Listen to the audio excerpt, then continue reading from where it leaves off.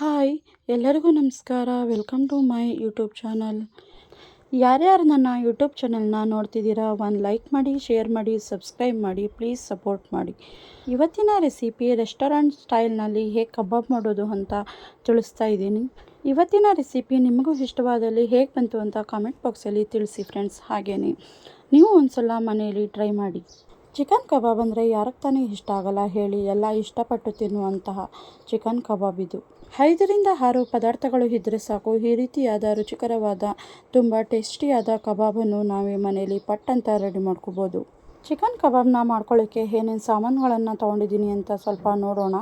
ಮೊದಲಿಗೆ ಇಲ್ಲಿ ನಾನು ಅರ್ಧ kg ಚಿಕನ್ನ ತೊಗೊಂಡು ನೀಟಾಗಿ ವಾಶ್ ಮಾಡಿ ಚಿಕ್ಕ ಚಿಕ್ಕ ಪೀಸಾಗಿ ಕಟ್ ಮಾಡಿ ಇಟ್ಕೊಂಡಿದ್ದೀನಿ. ನಂತರ ತೇಜು ಚಿಕನ್ ಕಬಾಬ್ ಮಸಾಲ ಪೌಡರನ್ನು ತೊಗೊಂಡಿದ್ದೀನಿ. ಶುಂಠಿ ಬೆಳ್ಳುಳ್ಳಿ ಪೇಸ್ಟ್, 2 ಸ್ಪೂನಷ್ಟು ಬಿಳಿ ಎಳ್ಳು, ರುಚಿಗೆ ತಕ್ಕಷ್ಟು ಉಪ್ಪು, 2 ಸ್ಪೂನಷ್ಟು ಜೀರಿಗೆ ಹಾಗೂ ಒಂದು ಮೊಟ್ಟೆಯನ್ನು ತೊಗೊಂಡಿದ್ದೀನಿ. ನಂತರ ಹೇಗೆ ಮಾಡೋದು ಅಂತ ನೋಡೋಣ. ಇಲ್ಲಿ ನಾನು ಒಂದು ಪಾತ್ರೆಯನ್ನು ತಗೊಂಡು ಅದಕ್ಕೆ ತೇಜು ಚಿಕನ್ ಕಬಾಬ್ ಪೌಡರನ್ನು ಹಾಕ್ತಾಯಿದ್ದೀನಿ. ಅರ್ಧ kg ಚಿಕನ್ನ ತೊಗೊಂಡೋದ್ರಿಂದ ಅದಕ್ಕೆ 1 ಪ್ಯಾಕೆಟ್ ಹಾಕಿದ್ರೆ ಸಾಕು.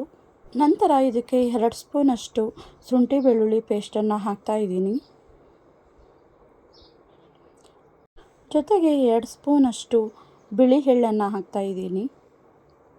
ಜೊತೆಗೆ 1ರಿಂದ 2 ಸ್ಪೂನಷ್ಟು ಜೀರಿಗೆನ ಹಾಕ್ತಾಯಿದ್ದೀನಿ. ಜೀರಿಗೆ ಹಾಕಿ ಮಾಡೋದ್ರಿಂದ ಕಬಾಬ್ ಅಂತೂ ತುಂಬ ರುಚಿಯಾಗಿರುತ್ತೆ. ಹಾಗೆಯೇ ರುಚಿಗೆ ತಕ್ಕಷ್ಟು ಉಪ್ಪು. ಪ್ಯಾಕೆಟಲ್ಲೇ ಉಪ್ಪು ಇರೋದರಿಂದ ನೀವು ಸ್ವಲ್ಪ ಉಪ್ಪನ್ನು ನೋಡಿ ಹಾಕ್ಕೋಬೇಕಾಗುತ್ತೆ. ನಂತರ ಇದಕ್ಕೆ ಒಂದು ಮೊಟ್ಟೆನ ಹಾಕ್ತಾಯಿದ್ದೀನಿ. ಕಬಾಬ್ ಮಾಡ್ಕೋಬೇಕಾದ್ರೆ ಅಳತೆನ ಸರಿಯಾಗಿ ನೋಡ್ಕೋಬೇಕು.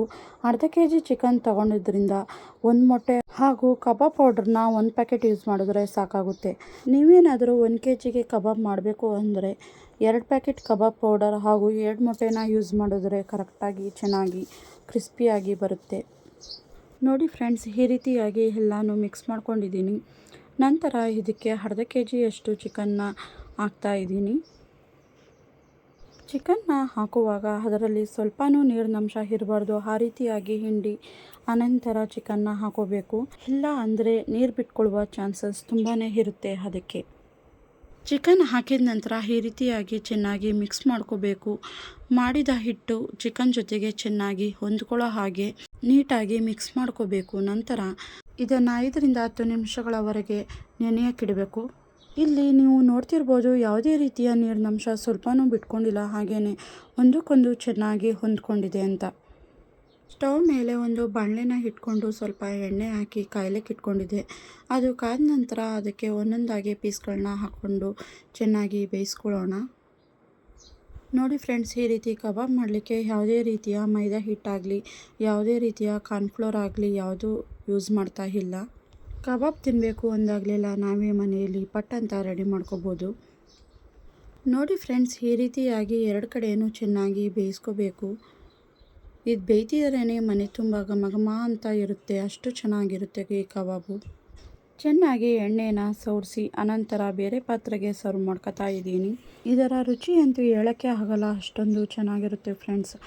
ಈ ರೆಸಿಪಿ ನಿಮಗೂ ಕೂಡ ಇಷ್ಟವಾಗಿದೆ ಅನ್ಕೋತೀನಿ. ಹಾಗೆಯೇ ನೀವು ಒಂದು ಸಲ ಮನೆಯಲ್ಲಿ ಟ್ರೈ ಮಾಡಿ ಹೇಗೆ ಬಂತು ಅಂತ ಕಮೆಂಟ್ ಬಾಕ್ಸಲ್ಲಿ ತಿಳಿಸಿ ಫ್ರೆಂಡ್ಸ್. ಹಾಗೆಯೇ ಈ ರೆಸಿಪಿ ನಿಮಗೂ ಇಷ್ಟವಾದಲ್ಲಿ ಒಂದು ಲೈಕ್ ಮಾಡಿ, ಶೇರ್ ಮಾಡಿ, ಸಬ್ಸ್ಕ್ರೈಬ್ ಮಾಡಿ, ಪ್ಲೀಸ್ ಸಪೋರ್ಟ್ ಮಾಡಿ. Thank you for watching. Love you all.